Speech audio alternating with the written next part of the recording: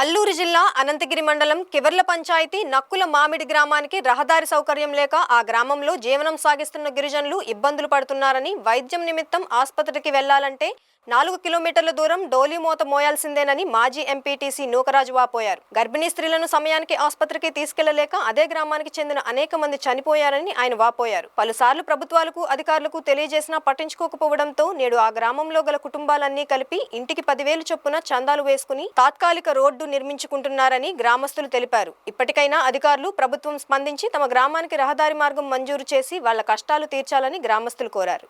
అందరికీ నమస్కారం అండి. నేను కివర్ల మాజీ ఎంపీటీస్, నా పేరు నూకరాజ్ అండి దురియా. గతంలో ఉన్నట్టు వైసీపీ ప్రభుత్వం అరాజక వల్లవో లేకపోతే డబ్బులు లేకవో ఈ నక్కులమడి గ్రామానికి పట్టించేసుకోవట్లేని వలన రోడ్డు సౌకర్యం లేదు. కానీ తక్షణమే మా గవర్నమెంట్ కూటమి ప్రభుత్వం వచ్చింది కాబట్టి నేను కూడా కూటమి ప్రభుత్వం తరపున మాజీ ఎంపీటీస్ అండి, నేను టీడీపీ నుండి.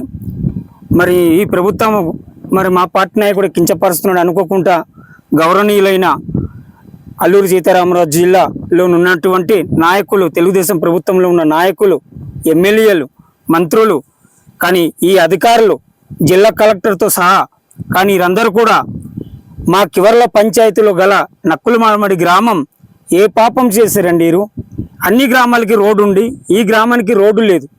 ఎటు చూసి వెళ్ళినా 4 కిలోమీటర్ నడిచి వెళ్ళాలి.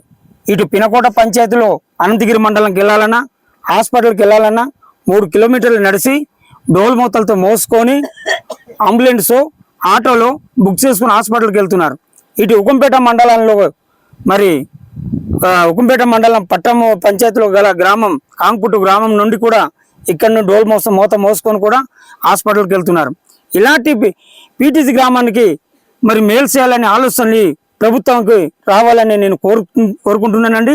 తక్షణమా ఈ గ్రామానికి ఈ ప్రభుత్వం వాళ్ళు మేలు చేస్తారని మరి కోరుతున్నానండి.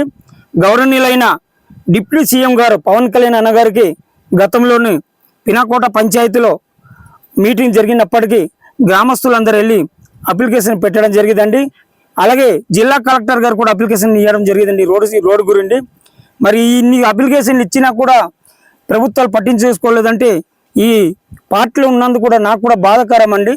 మరి ఏమని అనుకుంటే ఇలాగ నూకరాజు అన్నారనేసి అనేస్తాను కోది నేను ప్రభుత్వంలో ఉన్న పని చేస్తున్నప్పుడు నా గ్రామానికి అన్యాయం జరిగితే నేనైతే ఊరుకోనండి. తప్పనిసరిగా నేను కష్టపడి కివర్ల పంచాయతీలో ఈ పని చేస్తున్నానంటే నా గ్రామం బాగుండాలని నేను కోరుకుంటున్నాను.